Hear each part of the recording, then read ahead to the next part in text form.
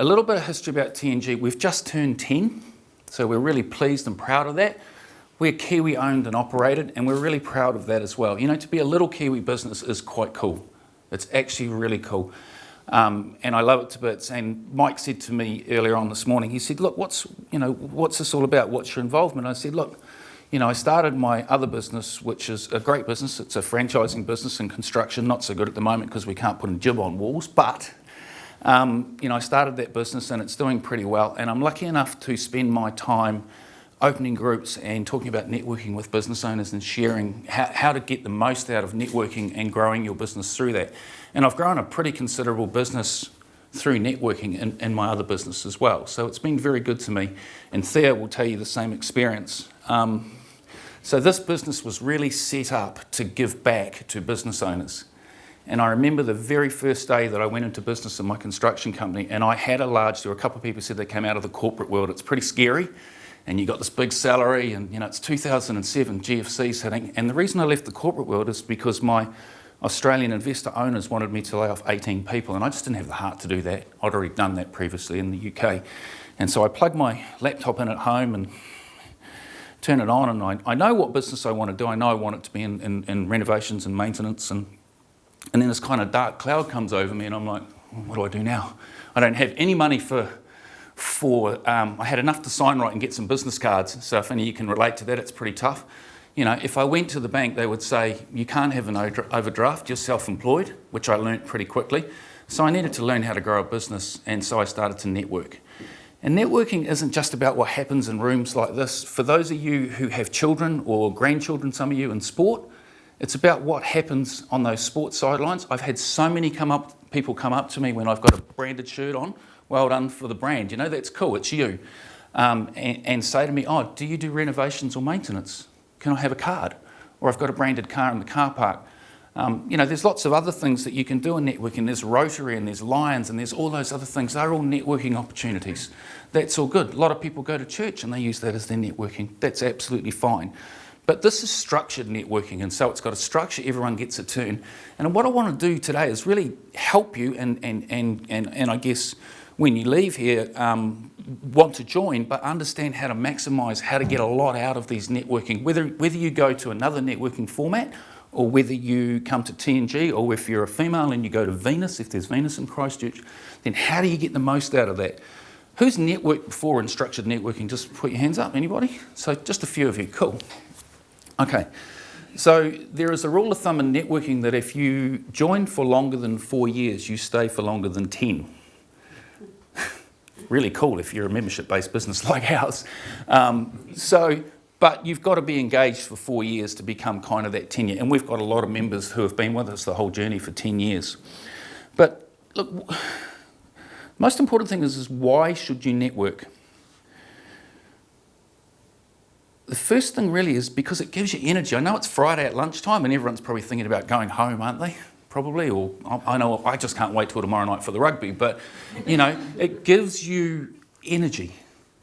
And I get up at 5:45 in the morning and go to a meeting that starts at 7 in Auckland because I've got to go across town. And by the time I get to the meeting and I've had the meeting, I leave, I'm full of energy. And that's what it should be like. When you leave here, and Theo said it, it's all about having fun. Yeah, you might have fun in your business and all those sorts of things, but it's about having fun with other people. And it's nice to be around other business owners.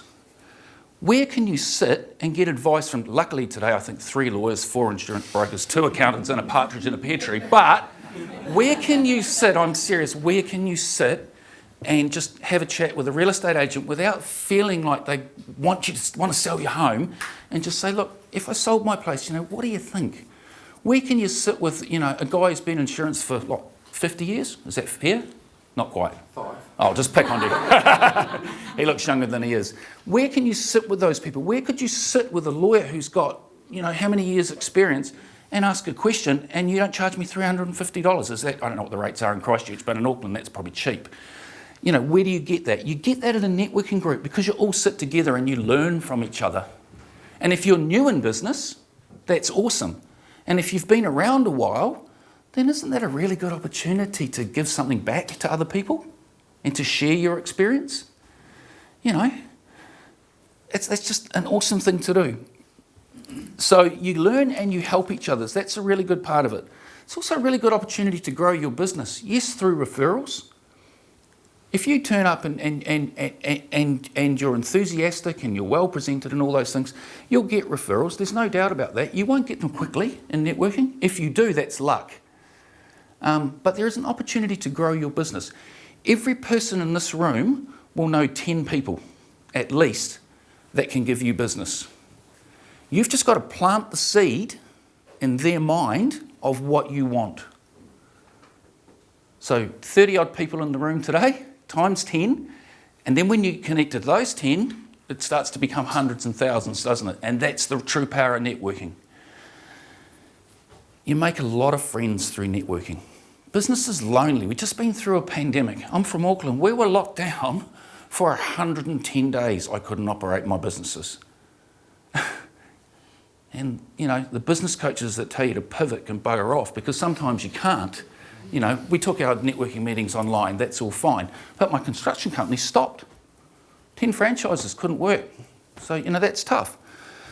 You make friends in business. It's lonely. It's lonely if you're an insurance broker on your own, even if you belong to a bigger group. It's lonely if you have a business partner. You know, you go home and you moan to your husband and your wife about your business and, you know, fantastic that you've got your sons in business. Doesn't make it that much easier, does it? You still have to carry the can at the moment. You don't have to do the work, but you're still the business, aren't you? Mm-hmm. Still has the same challenges, 40-something years? Yep. Isn't it nice to sit with other people who get that? Yep. Actually understand that business is not easy. And, you know, it doesn't matter whether it's a pandemic or whether it's just normal. You've been in business for a year, it's not easy? It's not easy, is it? Sleepless nights, you know, and if you're not writing mortgages, you're not earning, are you? Let's be honest about it. It's nice to be able to talk to people who understand that. When you're self-employed particularly, you don't get paid unless your business does well. Be all and end all. It's really nice to belong, to feel like you can come into a room and belong. And the reason that people stay in networking groups, if they've been there for 4 years, for 10 years, is because they have a sense of belonging. They belong with that tribe. They belong with those people. And it doesn't matter that you're an accountant and that you do signage and that he does insurance. You belong. You have something in common. And so that's what your networking should provide for you. The fact that you belong. And it's a nice feeling, isn't it, Theo? Absolutely. It's a beautiful feeling when you walk in and people know you. And when people walk in and they're visiting your group, if it's a nice feeling and everyone's getting on and everyone's happy and buzzing, they want to be part of that. And that's exciting. What makes a great networker? Some really good 60 seconds this morning, actually. Very cool.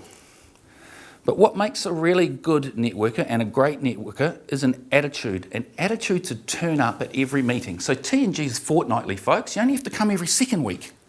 But it's the attitude to go and meet all of these people in between that, or have them come into your office or come and see you. It might be on a site. Bring you a cup of coffee and learn about your business. It's an attitude to be involved and want to be there, and enthusiasm. Attendance is really important because we're fortnightly. If you don't turn up for 2 meetings, what's that insurance guy's name? Was it Mike or Craig or Steve? There's no cards left in the box. Does anyone know where he is? Is he still alive? Oh, don't worry, I'll get someone else. I've got a referral, I'll give it to someone else.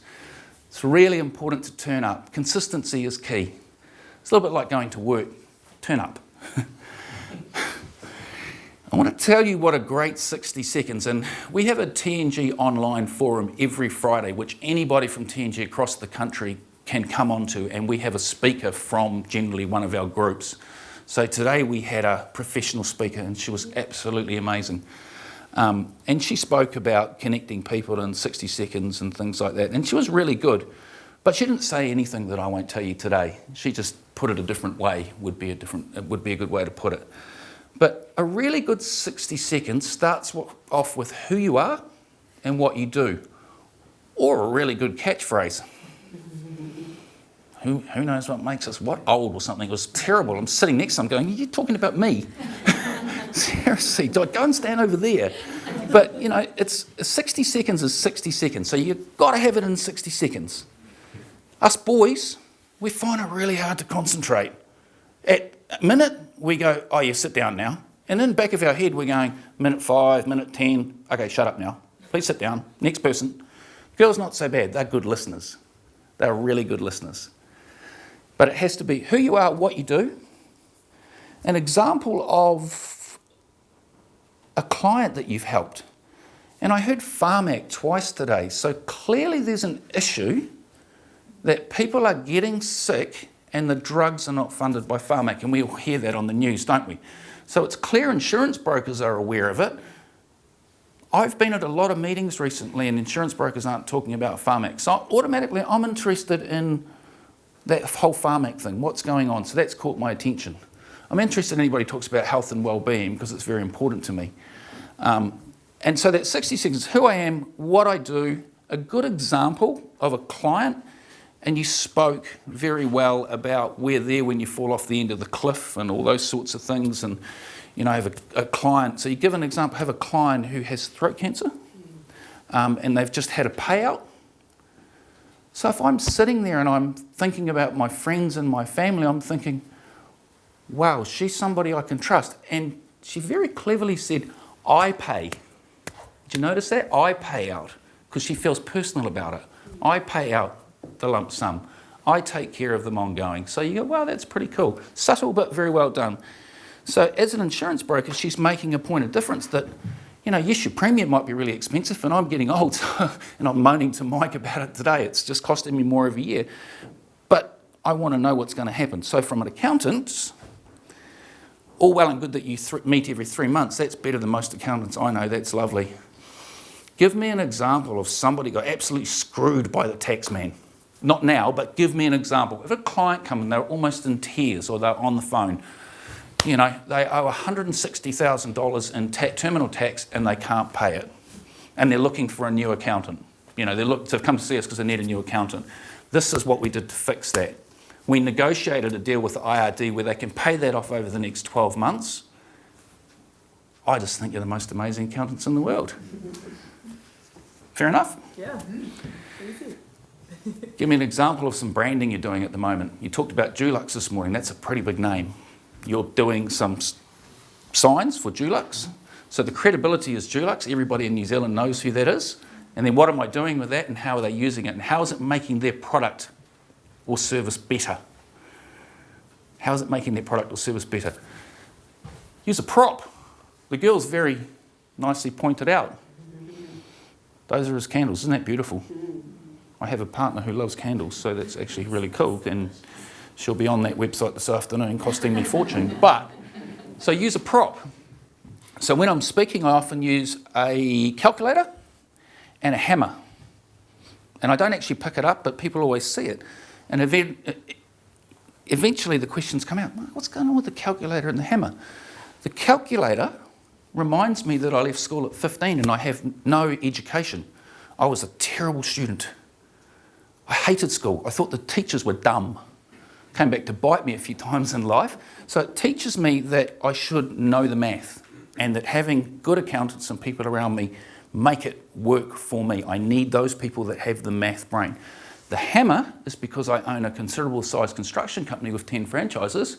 But if you ask Melanie, if you ask me to put that picture on the wall with a picture hook, it will never be straight.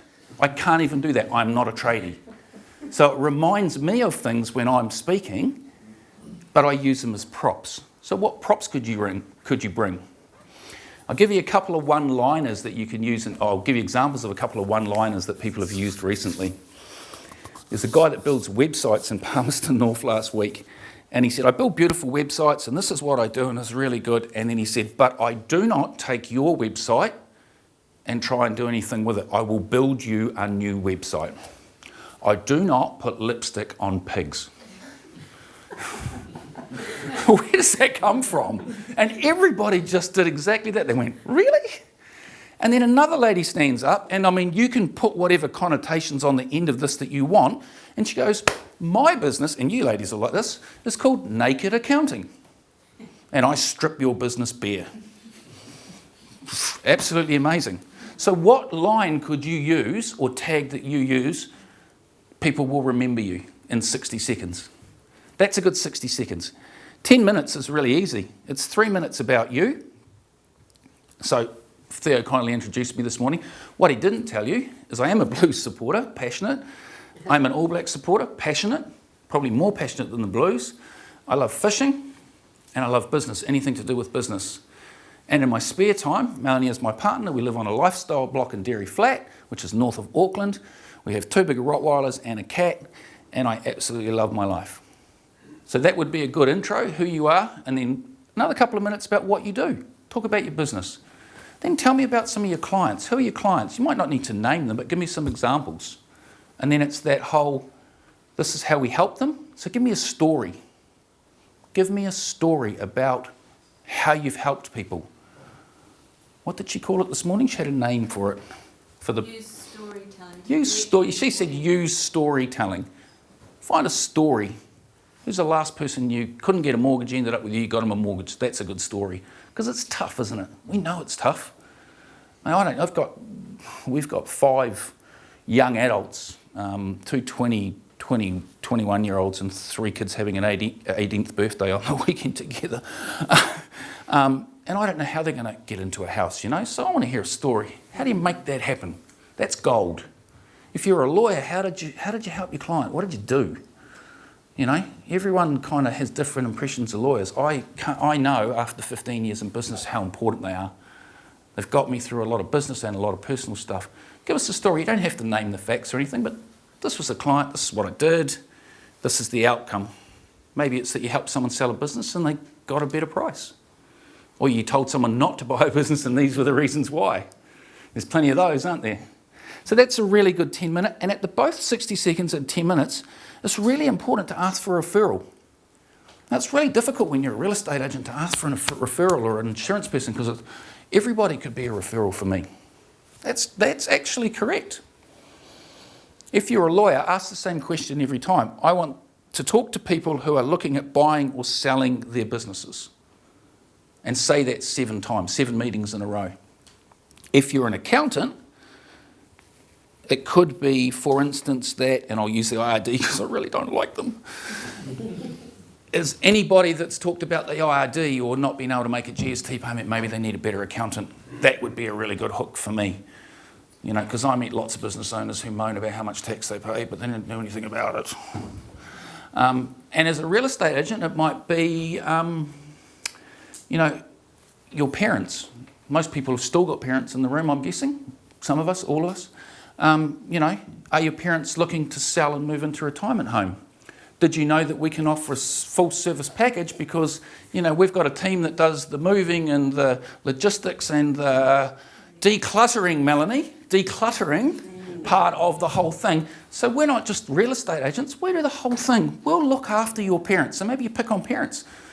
I don't know, but you've got to be really precise about what you want. If you don't ask, you don't get. My dad used to say, if you don't ask, son, don't expect to get.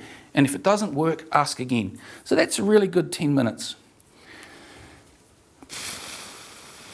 Referring's not that hard to do. Giving referrals isn't that hard to do.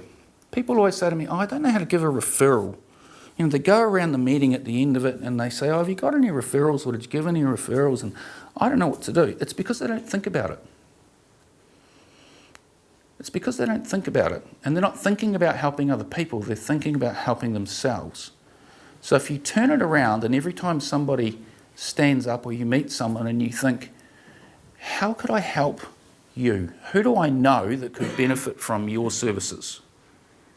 Who do I know that might be a little bit overweight or, you know, doesn't look that good at the moment? How do I nicely say to them, hey, I met this cool guy who could make you look awesome? We all want to be younger and feel younger and live longer, don't we? Surely. You know, we're only on this planet once. So think about how you could help those people. When your clients come in to see you, when your suppliers come in to see you, how can I help these people? I was sitting in a cafe in Cambridge waiting for, we had a Te Rapa and a Cambridge mixed meeting a few weeks ago, and I was sitting in a cafe and I always listen to other people's conversations, it's terrible. But there's a guy here, young guy, and he's selling labour, so he's a labour guy, and there's a guy over here who's a prospective client. He's already sold his services in about the first 2 minutes. This guy is trying to give him names of other people. He's trying to refer him to other people that he can talk to, and this bloody guy won't shut up. And I felt like going over and saying, mate, shh, he's trying to give you more clients. Because all he wants to do is talk instead of listening. And networking is about listening and then helping someone else. It's really easy to give referrals if you know what people want. So tell people what a good client is. Tell people, and be specific if you can, about the type of person you want or the type of client. You know, if you just want to work with young people or old people or whatever, say it. It's much easier to refer you if you say, I want everyone over 50, because at 60 we start shrinking anyway, don't we? Men do. Shrinking as in shrinking. Not that way. Anyway, and the last thing I want to say to you is you need to say thank you. When someone gives you a referral, my dad said it as well all the time, when someone gives you a referral, they're very genuinely giving you something and trying to help you. And we're good buggers, Kiwis. We like to do that. We like to help each other. Our parents used to, lean over the fence and say, oh, who mows your lawns? We don't do that anymore. Next time you go to Google to find somebody, how about asking someone? How about getting a referral? That's probably the best thing. And then when someone gives you a referral, it doesn't matter if that referral doesn't actually work or not, or it doesn't work out. So long as you follow that referral up, go back to that person and say thank you. Do you know what that person's going to keep doing? They're going to keep giving you referrals and keep giving you referrals. And as long as they know you, I've got lots of friends and people that I've known for networking for a long time, I'm still giving them referrals because I know when it goes through to them that I can trust them 100%. I just want to say thank you to you all for being here today. We're so excited to be in Christchurch. It's unbelievable. It's taken 10 years to get here. And I hope that you enjoy the meeting. I hope that you take lots of business cards. Please don't put anyone on a mailing list. That's not cool. I don't want to be on your mailing list. Just talk to me. That's what networking is. I'm going to hand you back to Thea. If you've got any... I've got a few books, actually, that I'm going to give away. Have I, Melanie? Yes, I have. You can tell I'm not very organised. Let's do these ones first. So... Ali Mooney is a professional speaker who does the 4 Ps in people. So she'll get all these people in this room and she'll put you in 4 corners, and there's no naughty corner, so you guys are all right. There's peaceful, playful, powerful, and precise. And so she is the lady that kind of puts you in that whole thing, and then she'll tell you what sort of person you are, and she's awesome. And she's just written a book, and she's a very good friend of the networking group. So if anyone has a question, I'll give you one of Ali's books. Questions? Who would like Ali's book? Where's she from? Where's she from? Auckland. She lives on Whangaparoa. There you go. Anyone else like to know whether they're peaceful, powerful, playful, or stupid like me? There you go. And these 2 books, this one is Grow Your Business Through Networking. So this is a book I wrote. It's a boy book. Look. It's a boy book. See? It's little. Has it got pictures? It's got graphs and stuff like that, and it's actually got places where you can scribble in the back. And I wrote this because I can't talk to everyone about networking, and I'm so passionate about it, and I want to help them. And so, who would like this? There you go. This one. Sorry, mate. Sorry. Did I get you? Will that be an insurance claim? ICC. How did you get seriously injured? Oh, he threw a book at me. And I want to tell you about the power of networking. And this little article that is in front of you, and you don't have to take it away, but this little article that is in front of you is being published in an international magazine called Lead at the moment, that is published out of South Africa, but is published worldwide online. And I got to write an article this month about what we do in TNG and why I enjoy it. And that's the power of networking. That's knowing someone who knows someone who says, hey, look, would you like to share your experience of giving back? And so that's one of the things in networking. But also, this book came out 2 years ago now on Amazon, and it's called Entrepreneur X Factor. And it went to #1 very, very quickly. Which was very exciting for the people that wrote it, and there's a lot of people that have contributed in here, very successful entrepreneurs, some Kiwis in here as well. But the most exciting thing for me was that I got asked through networking to write the introduction of a number one bestseller. So I'm probably not going to write a number one bestseller, because that's not me, but I got to write an introduction and talk about my little business, or our little business down here in New Zealand. So who's the biggest entrepreneur in the room would like that? Someone must be an entrepreneur. There you go. Well done. All right, thank you, everyone. Thank you for welcoming us to Christchurch.